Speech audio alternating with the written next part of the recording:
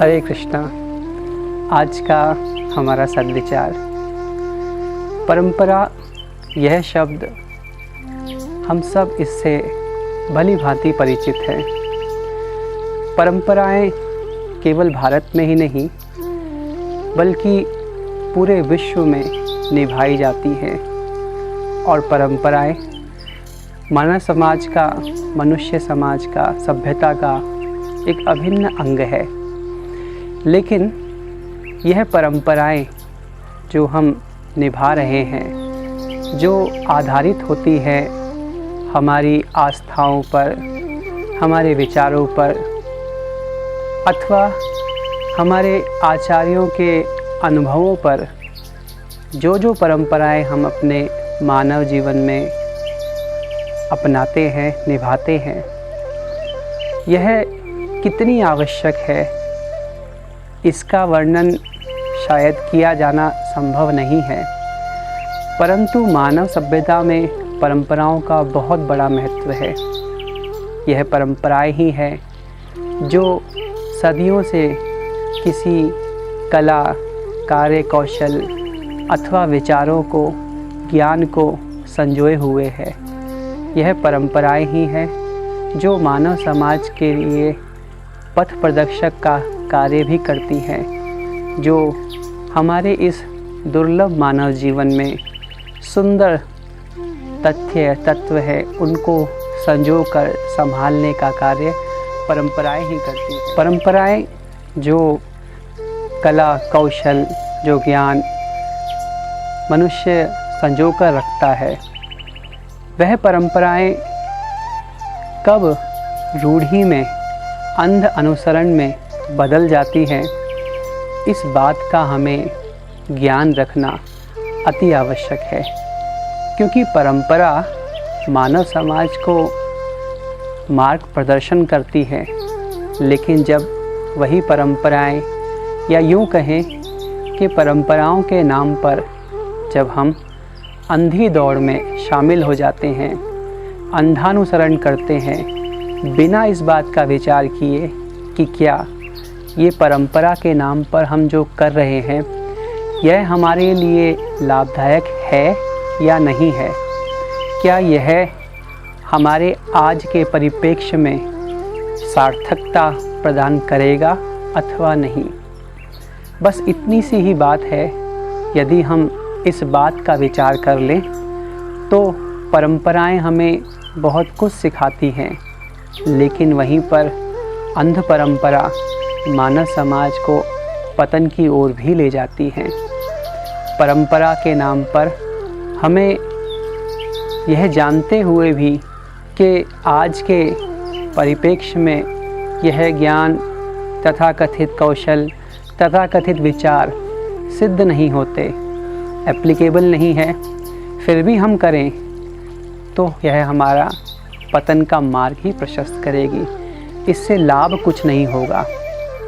सही या गलत, अच्छा या बुरा, इस सब के बीच में केवल एक छोटी सी ही लाइन है, एक छोटा सा ही अंतर है। या यूँ कहें कि सही गलत, अच्छा बुरा किस बात पर निर्भर करता है। कोई बात अच्छी है या नहीं है, सही है या नहीं है, इस बात का निर्णय कैसे हो? सही या गलत, इस बात का निर्णय हम किस आधार पर करें? तो आधार केवल यही है, कोई भी बात, विषय वस्तु, देश, काल और पात्र, इन बातों का विचार रख के ही सही या गलत कहलाती है। जैसे मानिए कि यह सर्दियों का मौसम है और हमने यह एक वस्त्र पहना है जो गर्म है। वस्त्र यह बहुत अच्छा है और साथ ही साथ हमने यह सूती वस्त्र भी धारण किया है। यह सूती वस्त्र भी उत्तम है। अब निर्णय यदि कोई करना चाहे कि कौन सा वस्त्र अच्छा है और कौन सा बुरा, तो यदि एक व्यक्ति कहे कि ऊनी वस्त्र ही अच्छा है, सूती वस्त्र बेकार है, और दूसरा कहे कि सूती वस्त्र अच्छा है, ऊनी बेकार है, तो दोनों ही गलत हैं, क्योंकि यह समय पर निर्भर करता है।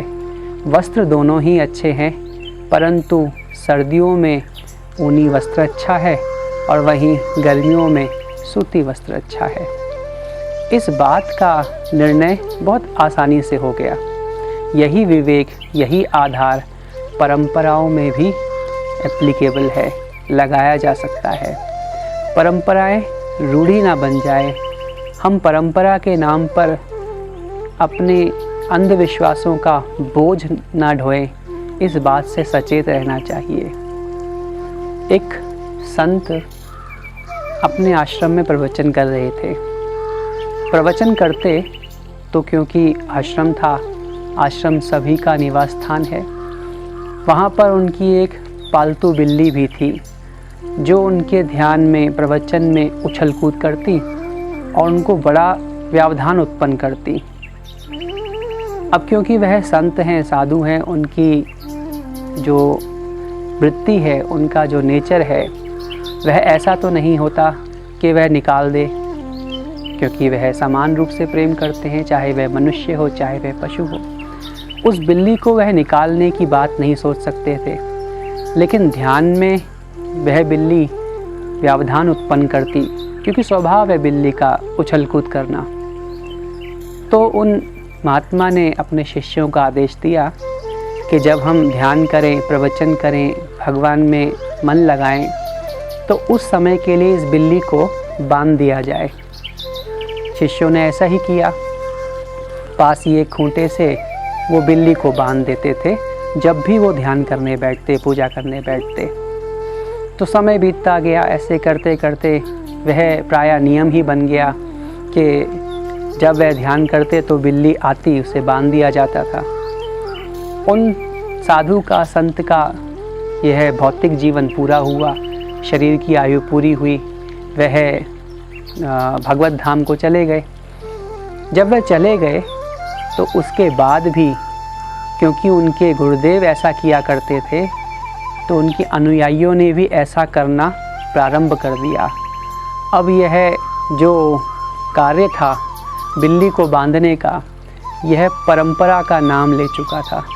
परंपरा के नाम पर, क्योंकि हमारे गुरुदेव करते थे, सभी जब ध्यान करने बैठते तो बिल्ली मंगवाकर उसे बांध दिया जाता। जब ऐसे करते करते 3-4 पीढ़ियाँ बीत गई तो उनके जो ग्रंथ लिखे गए उसमें इसका महिमा मंडन करते हुए वर्णन किया गया कि ध्यान किया जाए तो बिल्ली को बांधना आवश्यक है। इस दृष्टांत से तो आप समझ ही गए होंगे कि यहाँ पर परंपरा कब रूढ़ी बन गई वह पता ही नहीं लगा। किसी भी ध्यान, पूजा इत्यादि में बिल्ली का बांधा जाना तो कोई आवश्यकता नहीं है, लेकिन यही परंपरा के नाम पर अंधविश्वास को पालन किया जाने लगा। यही बात हम भी समझ सकते हैं कि कोई भी हमारा परंपरा हो जिसे हम पीढ़ियों से करते आए हों, चाहे वह धार्मिक हो, चाहे वह सामाजिक हो, कोई भी परंपरा हो, लेकिन यदि हम उसके मूल को, उसके कारण को, उसकी आवश्यकता को जाने बिना अंधानुसरण करते हुए उसको हम मानने लगेंगे, फॉलो करेंगे, तो वह परंपरा हमें लाभ ना देकर हमें हानि ही देगी। हमारा समय नष्ट करेगी, हमारी बुद्धि जीविता को नष्ट करेगी, ज्ञान को नष्ट करेगी, विवेक को नष्ट करेगी। अतः किसी भी परंपरा को पालन करिए, यह बहुत आवश्यक है, क्योंकि यह मानव समाज में कला को, ज्ञान को, विज्ञान को संजोए रखती है। लेकिन परंपरा के नाम पर अंधविश्वास को, अंध परंपरा को पालन करने से बचना चाहिए। हरे कृष्ण।